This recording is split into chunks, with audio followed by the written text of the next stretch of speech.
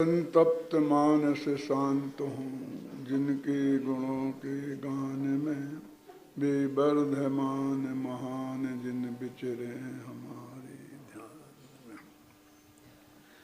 कल अपन ने मोक्ष अधिकार की चर्चा आरंभ की थी और जिसमें ये कहा था कि बंध के ज्ञान से और बंध के विचार से, चिंतन से, उनकी डिटेल जानकारी से हमें बंधन से मुक्त नहीं होंगे। उदाहरण दिया था कि जैसे कोई पुरुष बंधन में बंधा हो, पड़ा हो, तो यदि वो बंधन को नहीं काटे और जानता रहे कि ये बंधन कैसा है, कहाँ है, कितना मजबूत है, तो वो बंधन से मुक्त नहीं होगा। और इसमें आगे की गाथाओं में जो आपने जो पढ़ा है अभी, इसलिए पाठ का कराया है कि ध्यान से थोड़ा सुनेंगे तो उसमें ख्याल आ जाएगा। वहाँ तक की गाथाएं ले गए आपको कि आचार्य देव बता रहे हैं कि तुम्हारे बंधन का नाश कैसे होगा, माने बंधनों से मुक्ति कैसे होगी, वहाँ तक की गाथाओं का पाठ किया है। जितनी गाथाएं आपसे बुलवाई जा रही हैं, हो सकता है अपन वहाँ तक नहीं पहुँचे, फिर भी आपको ख्याल में आना चाहिए कि यदि कर्म बंधन के विचार से हमें मुक्ति नहीं है तो काय से है, हमको तो ये जानना है ना, किससे नहीं है, इससे हमें क्या प्रयोजन। देखो, आचार्य देव कहते हैं ये बात सही है कि तुम्हें ये जानना है कि किससे हमारी मुक्ति होगी, और इसलिए वही बात बतानी चाहिए। लेकिन जब तक इस जगत की मान्यता में, जगत में हम भी शामिल हैं और कारणों से हमें मुक्ति की प्राप्ति हो जाएगी, ऐसी रहेगी, तब तक जो हम बताएंगे कि नहीं इससे होगी, तो वो वहाँ खाली जगह नहीं है ना दिमाग में, तो वो ये नई बात आगे बैठेगी नहीं।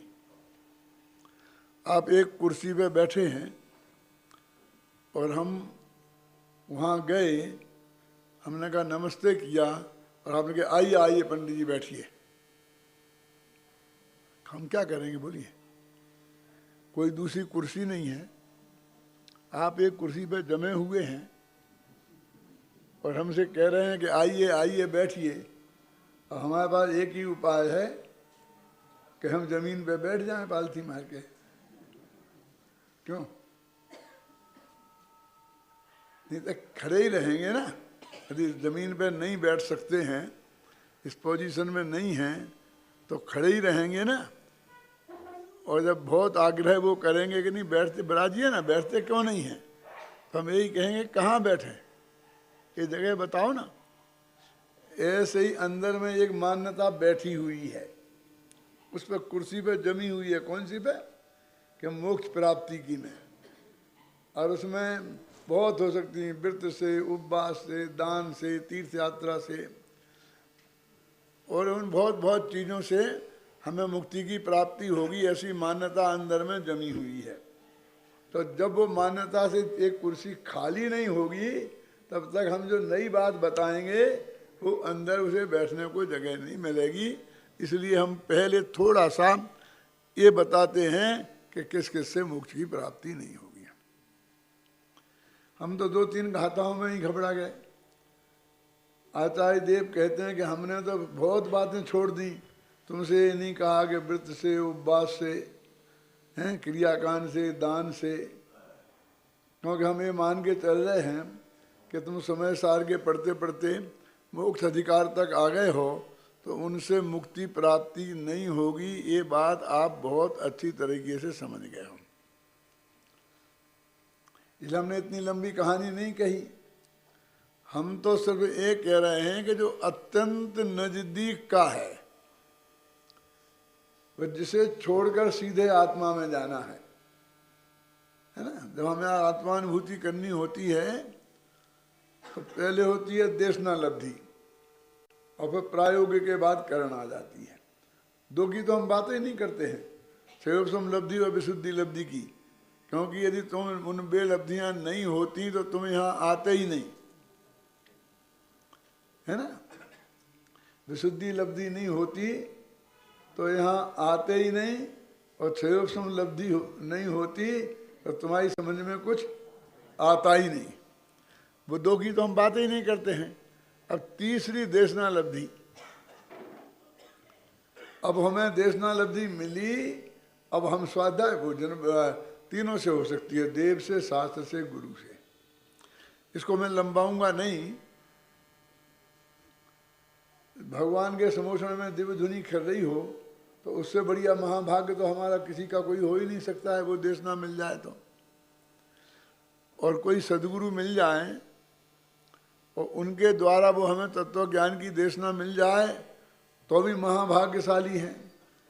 लेकिन ये दोनों नहीं मिले तो जनवाणी के स्वाध्याय से भी देशना लब्धि की प्राप्ति हो सकती है। इसकी चर्चा नियम सार में की है, और मेरे लिए तो बहुत ताज़ी ताज़ी बात है, क्योंकि मैं कल परसों रात को ही नियम सार की टीका और नियम सार अनुशीलन का भाग तीसरा समाप्त करके आया हूँ। प्रेस में दे के आया हूँ, और कोशिश है कि सम्मेद शिखर में कुछ प्रतियाँ तो कम से कम पहुँच जाएं। तो उसमें ये बात है, मान लो मेरे कहने से, कि देव, शास्त्र, गुरु तीनों में से कोई भी निमित्त हो सकता है। और इसलिए ये बात अपन को पंचम काल के जीवों को समझना बहुत जरूरी है कि यहाँ देव का तो स्पष्ट रूप से वियोग है, वे तो हैं ही नहीं। और गुरु भी कहीं हो सकते हैं, कोई हों, लेकिन हमें अपने सामने आंखों से दिखाई नहीं देते हैं। आप समझ रहे ना। इसलिए हम कैसे, अब हमारे एक ही शरण रह गया ना, शास्त्र ही शरण, और उसके लिए हम ऐसा कह दें कि उससे हो नहीं सकता तो काम खत्म, तो ये हमारा मनुष्य मुहूर्त में ही जाएगा ना, ऐसा अर्थ हो गया ना फिर तो रास्ता खुला है। तो ये तीन की बात आई। तो वो कहते हैं कि अंत समय में एक कहीं स्वाध्याय में ही तो होगा ना, अंतिम क्रियाकांड। वो देशना लब्धि स्वाध्याय वाली तो है, या तो किसी से तीर्थंकर भगवान की दिव्य ध्वनि सुन रहा होगा, या गुरु के उपदेश सुन रहा होगा, ज्ञानी धर्मात्मा से सुन रहा होगा, गुरुदेव श्री के टेप सुन रहा होगा, अथवा शास्त्र पढ़ रहा होगा। तो उनमें से वो अत्यंत नजदीक का जो है वो आत्मा का निरूपण करने वाले शास्त्र हैं, जो शुद्ध आत्मा का वर्णन करें। कर्म का निरूपण करने वाले शास्त्र नहीं है, ये कहना चाहते हैं। और उसमें ही तुम लगे रहो और समझोगे हमें देशना लब्धि हो जाएगी और हम कहन लब्धि में चले जाएंगे, तो इस धोखे में मत रहना। तो ये बात उन्होंने क्यों कही है ना। अभय जी कहाँ है? हाँ है ना। अपने ना पढ़ा ना न्याय शास्त्र में, प्रत्यासत्ते प्रधानम बलीयम, है ना।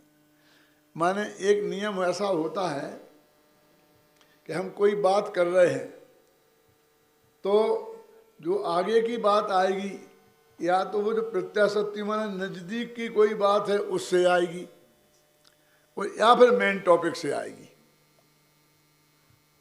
जब सर्वार सिद्धि में ऐसा प्रश्न किया गया कि तुम बीच में ये बात कर रहे थे और फिर एकदम वहाँ कहाँ पहुँच गए, तो उन्होंने कहा मूल तो मोक्ष मार्ग की बात ही है ना, तो प्रत्याशक्ति से प्रधान बलवान होता है, लिखा ना। तो यहाँ कहते हैं अत्यंत नजदीक में बंध अधिकार की बात चल रही थी, तो कोई ये बंध की डिटेल में जा नहीं रहे थे। कौन? आचार्य देव।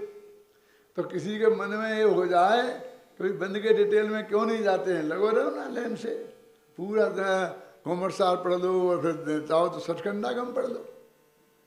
तब उनने ये कहा कि इसके चिंतन से और इसके ज्ञान से ये मुक्ति नहीं होगी, अत्यंत प्रत्याशक्ति की बात है, इसलिए इसकी बात कही और की बात नहीं कही। इसलिए कोई आदमी ये समझ ले कि और चीज़ों से हो जाएगा, चरणान योग के स्वाध्याय से किसी से, ये बात नहीं है।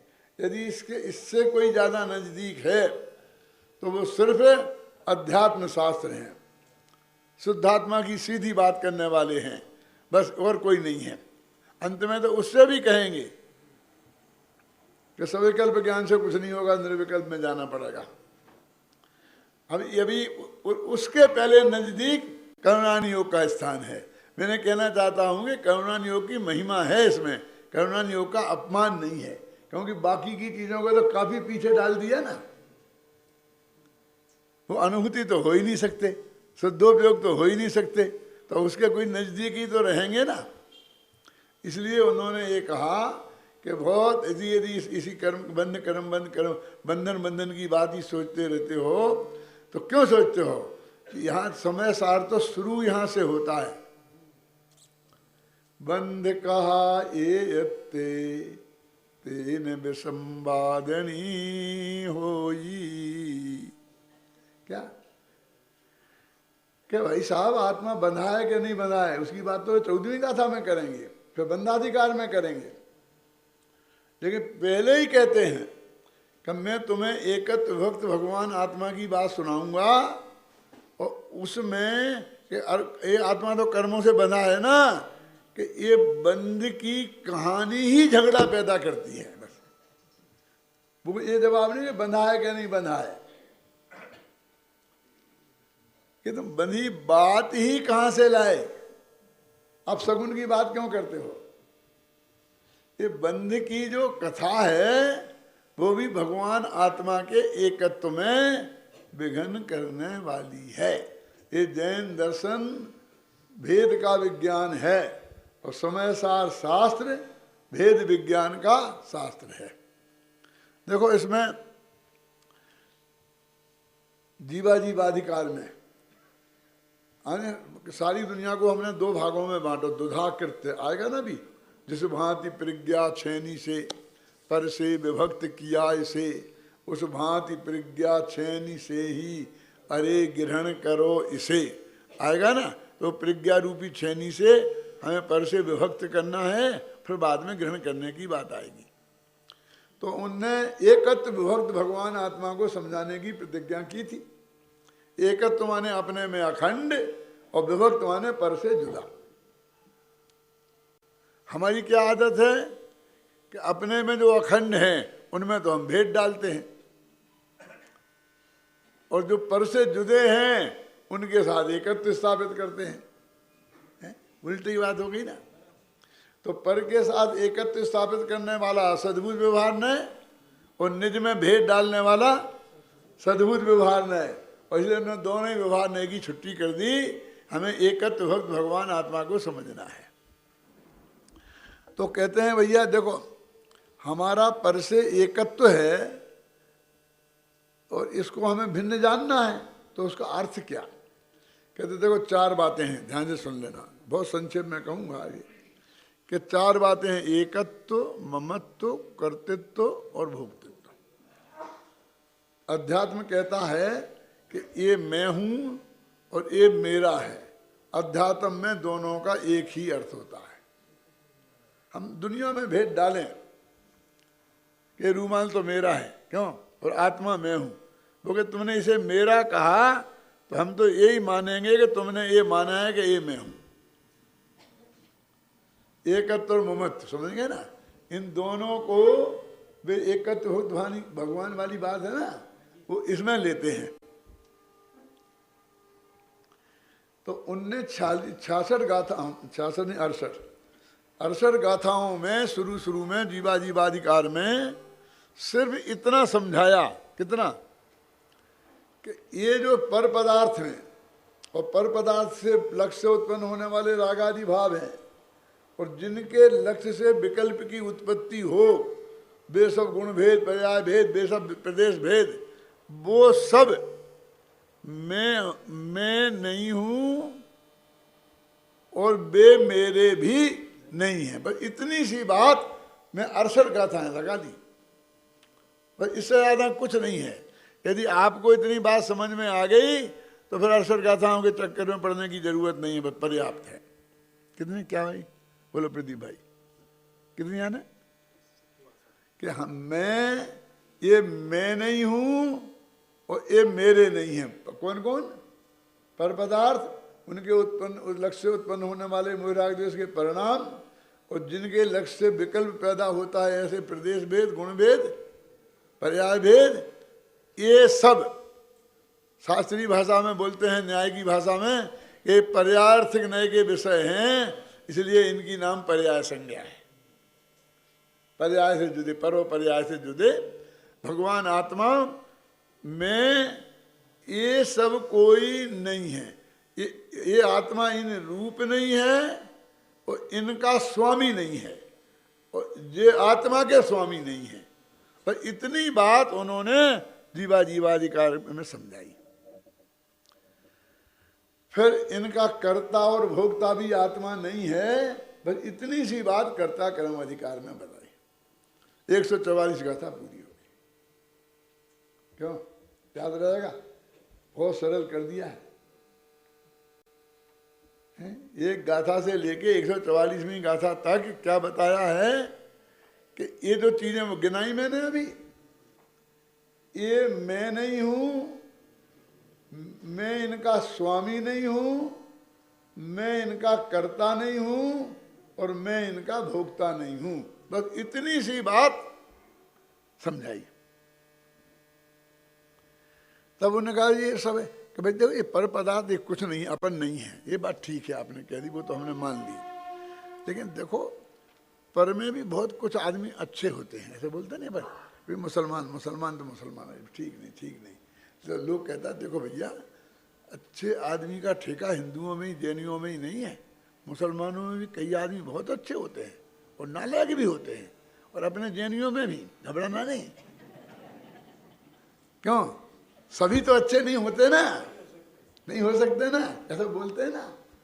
तो ऐसा कोई बोला कि भैया कुछ अच्छे और कुछ बुरे, ऐसा तो मानो।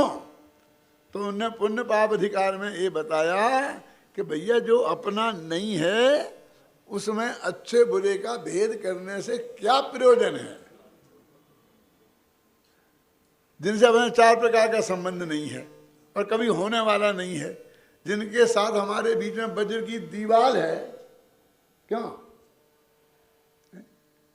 आप समझ में है ना कि साहब वो तो ठीक है कि इस लड़की से शादी नहीं हो सकती है, लेकिन है तो सुंदर है।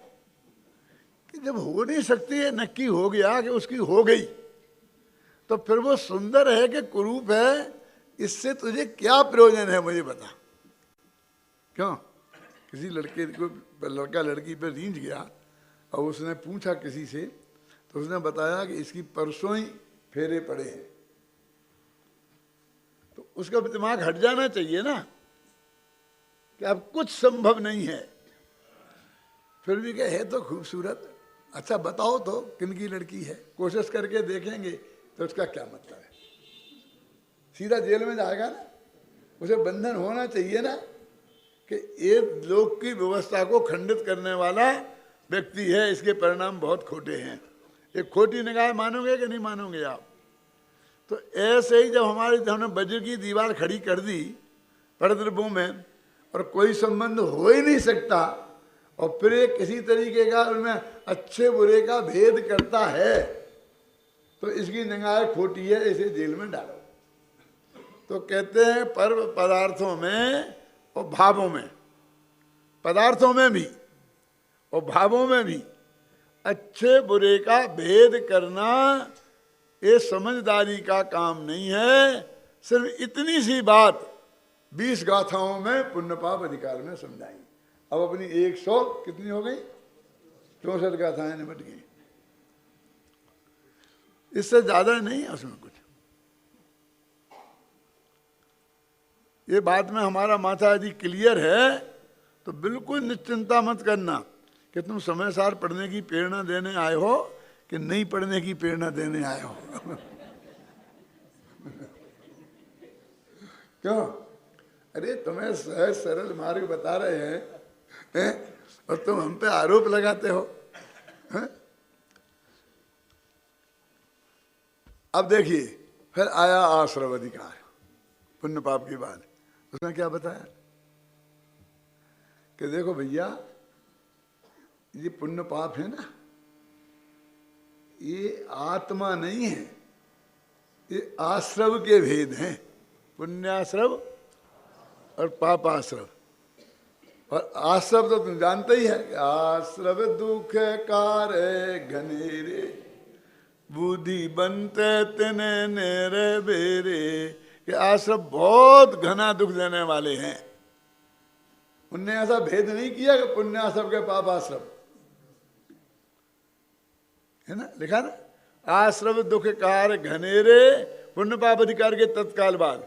उन्होंने कहा दोनों आश्रव हैं, समझ लो। अब इनमें भेद करना ये समझदारी का काम नहीं है। चाहे ब्राह्मणी के यहाँ पला हो, चाहे शूद्रा के यहाँ पला हो, लेकिन ये दोनों भाई जुड़वा हैं और शूद्रा के उधर से निकले हैं, तो शूद्र ही हैं। बस आश्रम मिल गए। और सम्मर अधिकार तो भेद विज्ञान का ही अधिकार, भेद विज्ञान का नहीं, भेद विज्ञान के अभिनंदन का अधिकार है। फिर भेद विज्ञान की प्रशंसा की जितनी गाथाएं हैं। जब उसके कलशों का पाठ हम करते हैं ना, तो एक ही बात आती शुरू से अंत तक।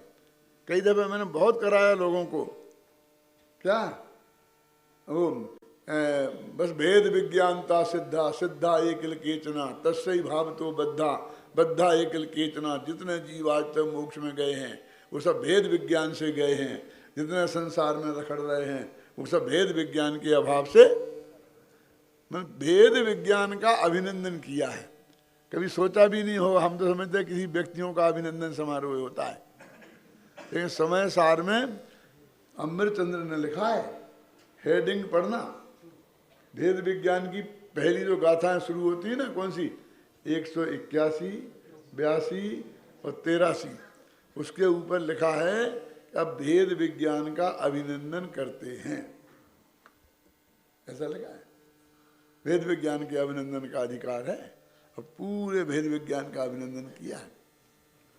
64 तो अपनी पुण्य पाप अधिकार तक निपट गई थी।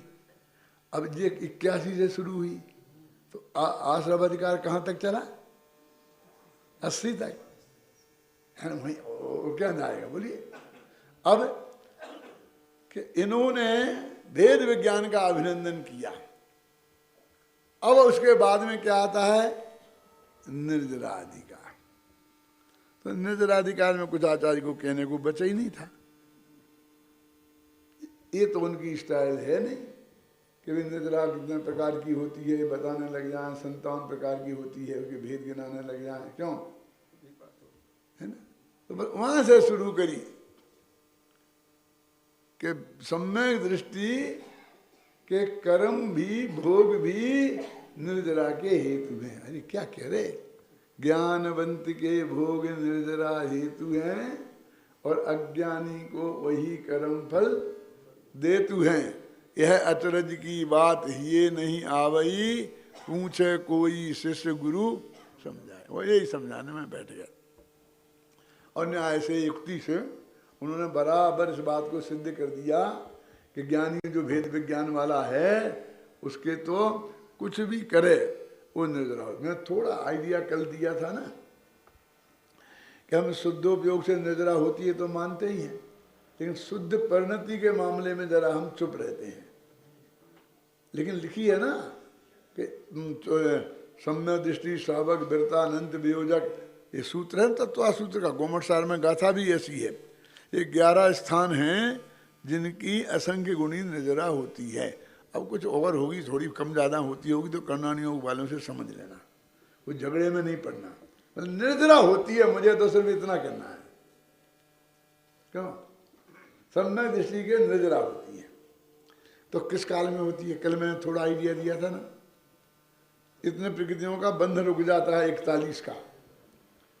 तो एक ये बताया था ना कि अकेले सामायिक करते वक्त ही नहीं रुकता है, पूजा करते वक्त भी रुक जाता है, भोजन करते वक्त भी रुक जाता है, और लड़ते वक्त भी रुक जाता है, और शत्रुओं की गर्दन पे तलवार चलाते वक्त भी रुका रहता है।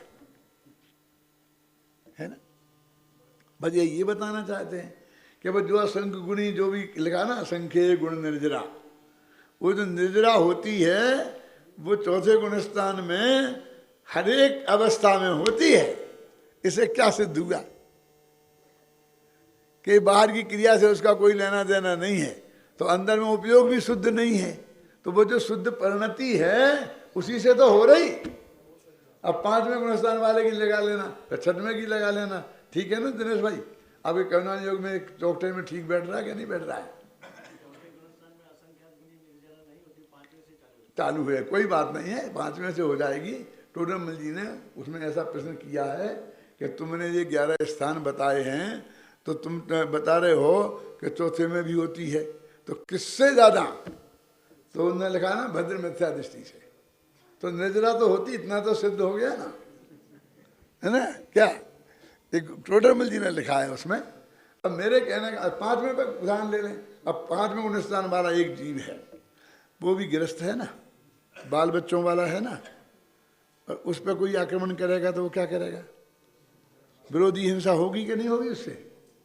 तो मेरा उदाहरण तो घटित हो रहा है ना उस पर भी, कि जहाँ असंख्य गुण निर्जरा हो रही है और वहाँ पुण्य भाव भी है और पाप भाव भी है और वितराग भाव भी है, और तीनों के काल में हो रही। इससे सिद्ध हो गया ना वो बात, कौन सी? कि परिणति से भी निर्जरा होती है, अकेले उपयोग ही निर्जरा का कारण नहीं है। और 5 में से तो फिर असंख्य गुणी होगी ना, तो होती रहेगी ना, वो भले ही अशुभ भाव में रहे चाहे शुभ भाव में रहे। तो उन्होंने ये समझाया है पूरे निर्जराधिकार में कि तुम घबराओ मत, यदि तुम सही लाइन पर हो, तुम्हारा मिथ्या तो चला गया है, तो अब मोक्ष तो तुम्हारी तरफ दौड़ा चला आ रहा है। क्यों चला है दौड़ा? वो दौड़ रहा है, तुम्हें नहीं दौड़ना है। क्यों? क्योंकि वो निर्जरा जितनी हो रही निरंतर निरंतर, उसका मतलब क्या है? मोक्ष की तरफ हम दौड़ रहे हैं ना, मोक्ष हमारे नजदीक आ रहा है कि नहीं आ रहा? बोलिए। अब कितने कर्म होंगे हैं?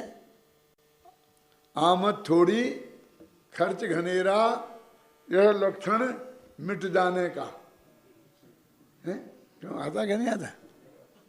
ताकत थोड़ी, रोष घनेरा, यह लक्षण पिट जाने का। शक्ति तो कम है और गुस्सा बहुत आता है, हर एक से गालियां बकने लगेगा, तो क्या होगा? बोलिए। शक्ति थोड़ी, रोष क्रोध घनेरा, यह लक्षण पिट जाने का, और आमद थोड़ी, खर्च घनेरा, यह लक्षण मिट जाने का। तो क्या करें कमल जी? थोड़ा खर्च कम करें। अरे ये नहीं कह रहा हूं, ये कर्मों के खर्च की बात है, तुम्हारे खर्च की, पैसा के खर्च की बात नहीं है। अब आ गए तो उस 5वें गुण स्थान में, तो कर्मों की आमद तो थोड़ी हो गई, क्योंकि इतनी प्रकृतियों की बंद छुट्टी हो गई खोटी खोटी प्रकृतियों की है। और एक खर्च घनेरा, असंख्य गुणी निर्जरा हो रही, तो ये लक्षण काय का है? मिट जाना। किसका? संसार का, कर्मों का, ये मिट जाने का लक्षण है ना। अब तुम्हें काय की जल्दी है? अब तुम्हें मोक्ष जाने की जल्दी क्यों हो रही है? धैर्य रखो ना। केवल ही भगवान भी इतना धैर्य तो रखते हैं। 4 घातिया कर्म चले गए, अब अघातिया हैं, और उन्हें अनंत वीर प्रकट हो गया, और अतुल्य बल के धनी तो वे पहले से ही थे ना। अब फटाफट उनका नाश करके मोक्ष में चले जाए। कैसा? अब नहीं जा सकते। कौन कहता है नहीं जा सकते? आनंद वीर के धनी है, फिर काय का आनंद वीर? इनकी मत सुनो क्या नहीं जा सकते, मेरी सुनो। उन्हें जल्दी ही नहीं है जाने की, उन्हें विकल्प ही नहीं है, उन्हें भाव ही नहीं है। जब जाएंगे तब चले जाएंगे। आखिरकार 4 घातिया कर्म मौजूद हैं, क्यों? और फिर भी वो स्वकाल को स्वीकार करते हैं कि वो स्वकाल में मोक्ष होगा। वो अनंत क्रमबद्ध पर्याय को मान रहे हैं। ये जो हमारी आकुलता है जल्दी जल्दी की, ये तो क्रम पर्याय तोड़ने का भाव है भाई साहब। फिर वो हरंत भगवान का विरोध हो जाएगा खड़ा। तुझे तेरा भगवान आत्मा मिल गया ना, अब तुझे क्या चाहिए कि वो मोक्ष मोक्ष क्या होता रहेगा, समझ गए ना। थोड़ा आगे पीछे नहीं, वो तो स्वकाल में ही आएगा ना, आएगा कि नहीं आएगा। तो कोई आकुलता नहीं, बिल्कुल शांति, कोई विकल्प नहीं, समझे ना ये। फिर उन्होंने बंधाधिकार शुरू किया था, हैं? तो बंधाधिकार, बंध कैसे मिटे, यही बात तो है ना। तो पहले उनने क्या समझाया था, बंध किन किन से नहीं होता, उनकी तो स्टाइल ही है। अब मोक्ष किन से नहीं होता, तुमको क्यों ऐतराज हो रहा है भाई। इनने बताई ना बेचारों ने 3 गाथाएं कि इनसे मोक्ष नहीं होगा, तो हमें विकल्प खड़ा हो गया, अरे मोक्ष काय से होगा ये बताओ ना। लेकिन बंध अधिकार में शुरू में यही बताया ना, कारमाण वर्ग ना सो जग में ना बंधे जीव, बंधे नाही मन बच्चे काय के योग सो, चैतन्य अचैतन्य की हिंसा सो न बंधे जीव, बंधे नाही पंच इंद्रियन के भोग सो, कर्म सो आबंध सिद्ध योग सो आबंध जिन, हिंसा सो आबंध साधु ज्ञाता विषय भोग सो, इत्यादि के वस्तु के मेलाप सोना बंधे जीव, बंधे एक राग आदि अशुद्ध उपयोग सो। तो ये आया ना, ये तो एक लाइन में कही कि काय से बंधे, बाकी इनसे नहीं बंधे से शुरू किया है कि किन किन से नहीं बंधे, किन किन से नहीं बंधे। आप जानते हैं सबसे ज्यादा द्रव्य हिंसा किसको होती है, कौन से गुण स्थान में होती है?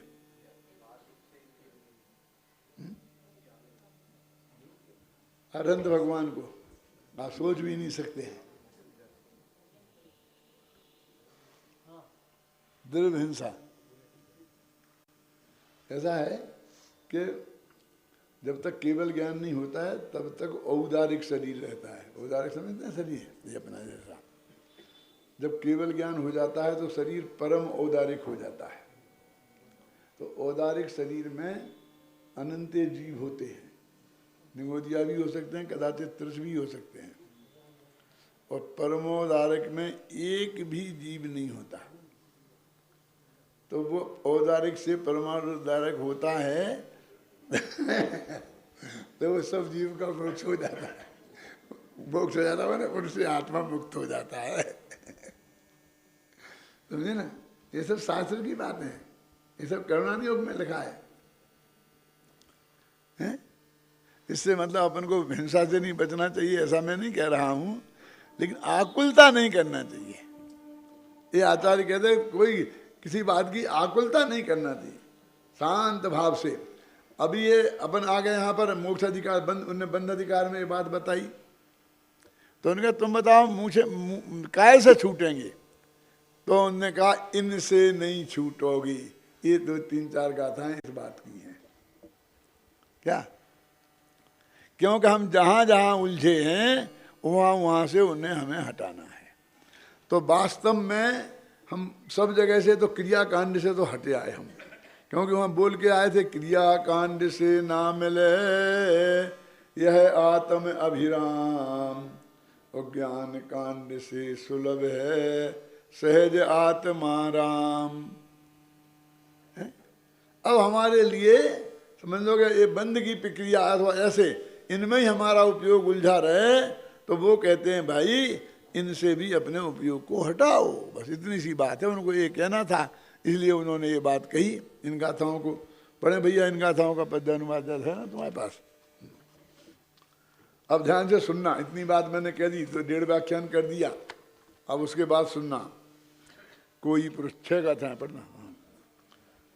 कोई पुरुष चिरकाल से आवत होकर बंद के, तीर मंद स्वभाव एवं कार्य को हो जानता, किंतु यदि भगवंत का छेदन न कर छोटे नहीं, तो वह पुरुष चिरकाल तक निज मुक्ति को पाता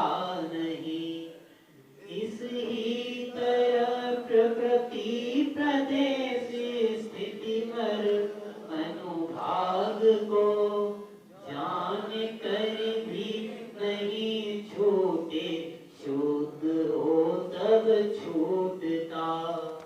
चिंतवन से बंद के जो बंधे जन नामोत हो, क्यों चिंतवन से बंद के सब बंधे जीव न मुक्त हो। छेद कर सब बंधनों को बद्ध जन जो मुक्त हो, क्यों छेद कर सब बंधनों को बद्ध जीव सब मुक्त हो। जो जान कर निज भाव निज में और बंध स्वभाव को विरक्त हो, जो बंध से वे जीव कर्म विमुक्त हो। देखो आपने शांति से सुना कि कैसे बंध नहीं से मुक्त होंगे और कैसे बंध के मुक्त से मुक्त नहीं होंगे। अब ये गाथाएं जो 6 गाथाएं हमारी समाज में बहुत भयंकर रूप धारण कर लेती हैं। जो कैसे कर लेती हैं मैं थोड़ा अंदाज़ा आपको बताता हूँ। ये सब में आपको मैंने किताबें 50 ला के दी हैं, आप अपने घर ले जाएं, शांति से उन्हें पढ़ें। तो एक ही शर्त है कि जब यहाँ आए मेरा प्रवचन सुनने तो लेके आएँ, और मैं फिर लास्ट में आपको ही दे जाने वाला हूँ। फिर लास्ट में नहीं मांगूंगा आपसे, लेकिन अभी रहे और पढ़ें तो उसमें सब बातें लिखी हैं। और मैं तो घर पे पढ़ के ही आता हूँ, वैसे लिखी भी मैं ही नहीं है, तो मुझे यहाँ मैं पढ़ के नहीं सुना सकता आपको, क्योंकि उसमें अपना टाइम जाता है। देखो क्या झगड़ा खड़ा होता है कि ये गाथाएं लेकर जो कांजी स्वामी के विरोधी हैं वो लाला के हमें बताते हैं। क्लियर लिखा ना कि तुम्हारी ये अकेले पढ़ने पढ़ाने से कुछ नहीं होगा, तो तुम सुबह शाम तक स्वाध्याय स्वाध्याय स्वाध्याय स्वाध्याय। बंधनों को काटना पड़ेगा भाई साहब। हम कहते हाँ साहब आप सही बात कह रहे हैं, तो फिर आ जाओ हमारी पार्टी में काटने के लिए, मान दीक्षा ले लो। फिर वो बंधनों को काटने का उपाय ये समझते हैं कि हम जो कर रहे हैं, व्रत करो, उपवास करो, दीक्षा लो, तीर्थ यात्रा करो, इनसे कर्म कटेंगे। वो नेगेटिव पॉइंट को पकड़ लेते हैं कि इनसे नहीं कटेंगे, तो तुम्हारे स्वाध्याय से नहीं कटेंगे। कल मैंने बताया चरणान योग, प्रथमान योग, करणान योग, सबके स्वाध्याय से, और हमने एक नया क्रियाकांड विकसित कर लिया है। उनका वो क्रियाकांड उस टाइप का है, पूजा पाठ शील संयम का, क्यों, और हमने ये स्वाध्याय वाला क्रियाकांड विकसित कर लिया है। और कुछ लोग फिर लौट के उसी क्रियाकांड की तरफ जाने लग गए, 8-8 घंटे तक विधान पूजने। अरे हम ये कमर के दर्द वाले कैसे बैठ पाते होंगे, मुझे तो 1 घंटा भारी पड़ता है। हैं? क्यों हम उसी तरह भागने लग गए हैं कि भैया उसमें इंद्र बन जाते हैं, इसमें तुम्हें इंद्र बन तो बनाते नहीं हो कुछ। उसमें कुछ हमारी भी कीमत होती है। जो पैसा फेंकता है ना वो बन जाता है, जो नहीं फेंकता है वो नहीं बनता है। तो हम पैसे वाले की भी थोड़ी इज्जत होती है ना। अभी तुम्हारे इसमें धूल मिट्टी गुर्दे वाला, इसमें हमें क्या रखा, ये तो सभी धान बावी पसेरी है। यहाँ तो कोई पूछता ही नहीं है। लेकिन वो ये कहते हैं कि भाई साहब उस क्रियाकांड की तरफ जाने की नहीं है। कोई कहते ध्यान करो, अकेले ज्ञान करने से क्या होगा, है ना। कोई ऐसी 25 लाइनें फूट पड़ी अपने मुमुक्षुओं में भी। अभी मैं कोई बाहर वालों की नहीं कर रहा हूँ। ये कल मैंने कहा था ना थोड़ा कि आप मैंने ब्रह्मचारी कहा, तो ये मत समझना मैं तुमसे कह रहा हूँ। इनकी तो मैं बाद में कहूँगा, तो भाई बाद में क्या कहने वाले, क्या कहने वाले। अरे कुछ नहीं है भैया, तुम अपने माथे पे नहीं ले लो। एक विधवा महिला थी, तो उसको तकलीफ हुई होगी, तो एकदम चिल्ला के कह रही थी कि इन पंचों की दाढ़ी में आग लग जाए।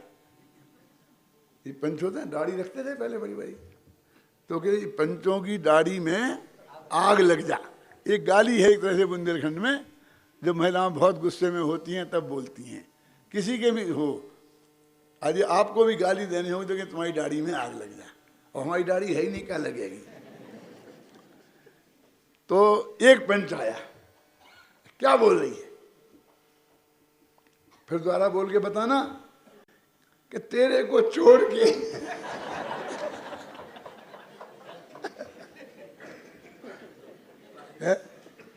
मुझे सॉल्व करके ब्रह्मचारियों से अलग कुछ नहीं कहना है, लेकिन सामने बैठे हैं तो इसलिए मैंने कह दी तेरे को छोड़ के।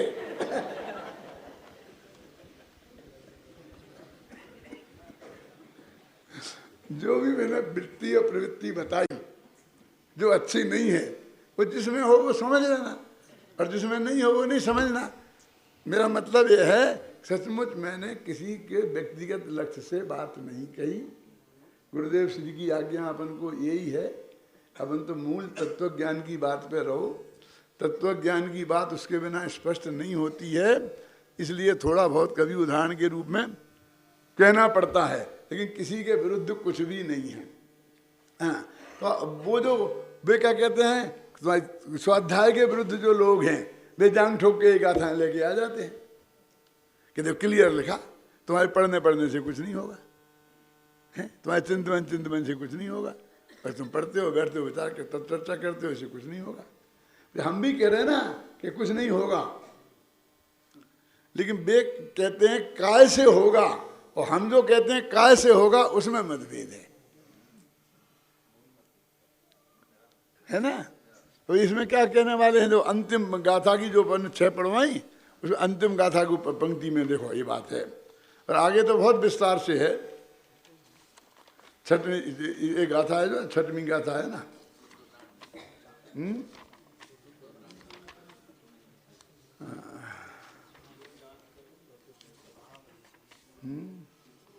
जो जान कर निज भाव निज में और बंध स्वभाव को विरत हो, जो बंध से वे जीव कर्म विमुक्त हो।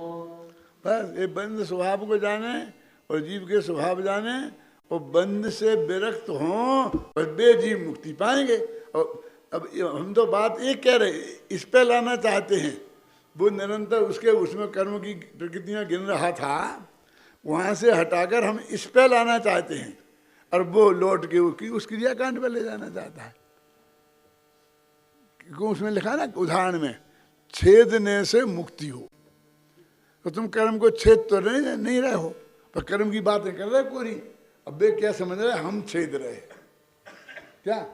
जो भी उन्होंने वेश धारण कर लिया है और जो भी व्रतोपवास आदि करते हैं, तो वो कहते हैं हम कर्म काट रहे, मानते ना, कर्म काट रहे माने छेद रहे। वो तो उन्होंने पहले से नक्की कर लिया है, इसलिए हम कहते हैं कि इसके बिना नहीं होगा। लेकिन भाई यहाँ तो ये कह रहे हैं कि तुमने भेद विज्ञान किया ना, तो बंध से विरक्त होके और उससे भिन्न जो आत्मा है, और उसमें अपने को अपनापन करके उसमें स्थिर हो। स्थिर हो माने अपनापन करो, ये मैं हूं ऐसा जानो, ये मैं हूं ऐसा मानो, और उसमें ही उपयोग को स्थिर करने की कोशिश करो। हम इससे होगा, बंध का छेद इससे होगा। वो इसके अगली गाथा में भी है। और देखो ये प्रज्ञा छेदने वाली कलश आ गया ना, इसके पीछे 181वां कलश तुमने पढ़ा था ना अभी। देखो सूक्ष्म अंतः संधि में जब, हाँ बोलो बोलो ऐसे, अंतः संधि में अति तीक्ष्ण प्रज्ञा छेनी को, अति निपुणता से न्याय करे, अति निपुण जन ने बंध को, अति भिन्न करके आत्मा से आत्मा में जम गए, वे ही विवेकी धन्य हैं जो भव जलधि से तर गए। देखो मैं जो आप लोगों से कहता हूँ कि मेरे सामने जो मेरी किताब रखो, मेरा लिखा समय सार रखो, तो कोई अपने समय सार का प्रचार करने के लिए नहीं कहता हूँ। अब मुझे ये बताना है कलश का पद्यानुवाद, अब उसमें है ही नहीं तुम्हारी किताब में, तो मैं कैसे बताऊँगा। आप समझ ना, मेरी आवश्यकता है वो है कि सब पुरानी रखी नहीं तो मैं कब मना कर दो नहीं रखी रहो, 150 मंगा लो, ये नहीं हो तो नहीं मंगा सकते, कितने पैसा नहीं है आपके पास, फ्री में मंगा लो, और क्या कह सकता हूं, क्यों पैसा नहीं है, ये बंबई वालों के पास पैसे नहीं है, हैं? फिर किन के पास होंगे? ऐसा कहते हैं कि जितना इनकम टैक्स देते हैं उसमें बहुत बड़ा हिस्सा बंबई वालों का है ना, फैक्ट है ना ये, और जितना बंबई वाले टैक्स देते हैं उसमें बहुत बड़ा हिस्सा जैनियों का है।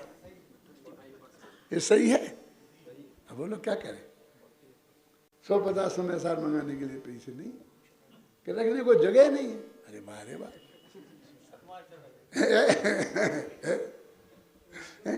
एक एक के पास 100 जोड़ जूते हैं, उन्हें रखने की सबको जगह है। कितनी साड़ियां, कितने कपड़े, कितने हैं, क्यों? उनके लिए कुछ नहीं है, इसके लिए जगह नहीं है, नहीं मान सकते हैं।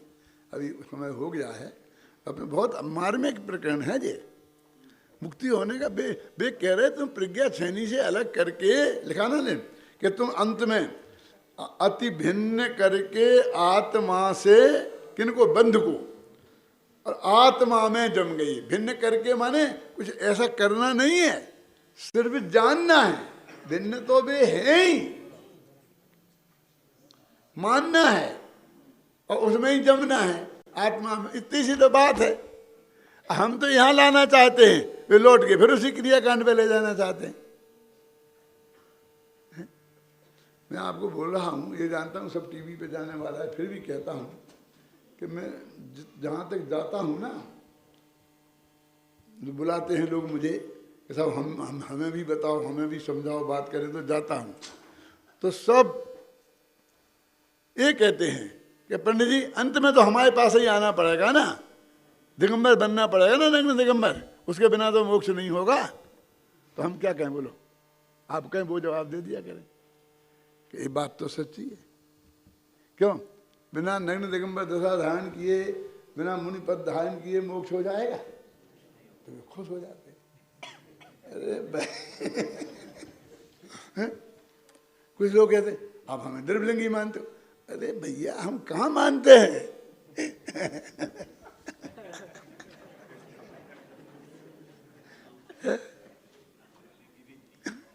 समझ में आया? मेरे कहने का अर्थ ये है कि भाई गंभीरता से लोग क्यों गए, क्यों हमको तुम्हारे पास क्यों आए? तुमको ही सुनना है, तुमको ही सुना। ये गुरुदेव का इतना बढ़िया माल है, क्यों? और जिनने 24 घंटा अपने धर्म आत्मा के कल्याण के लिए दे रखा है, और वे कोई सुनना चाहते हैं तो उन्हें नहीं सुना है। क्यों? क्या तकलीफ है इसमें? यदि इसमें हम एक शब्द भी गुरुदेव की वाणी में पलट कर देते हों कि वहां गए तो दूसरा बोले और यहां गए तो दूसरा बोले, तो आप कह सकते हो। अमेरिका में गए, कहीं गए तो हमारे कैसेट सब जगह उपलब्ध है। ख्याल में आई ना? देखो बात यही कही कि नहीं कही? बात तो बात की है भाई साहब। ऐसे ही सोच के गुरुदेव हमें नहीं सुनाते तो आज हमारी क्या दशा होती? बोलो, बोल आप सोचो जरा। हम सब आज हमने बहुत बड़ा तीर मार लिया है, ऐसी बात भी नहीं है। न चौड़ा और बाजार सकड़ा होने की जरूरत नहीं है, लेकिन ये भीतरागी तत्व ज्ञान हमारे ख्याल में आ गया इस पंचम काल में। ये क्या कम है? और बाकी पुरुषार्थ तो हमें अपने अंदर से करना है और करके हमें अपना कल्याण करना है।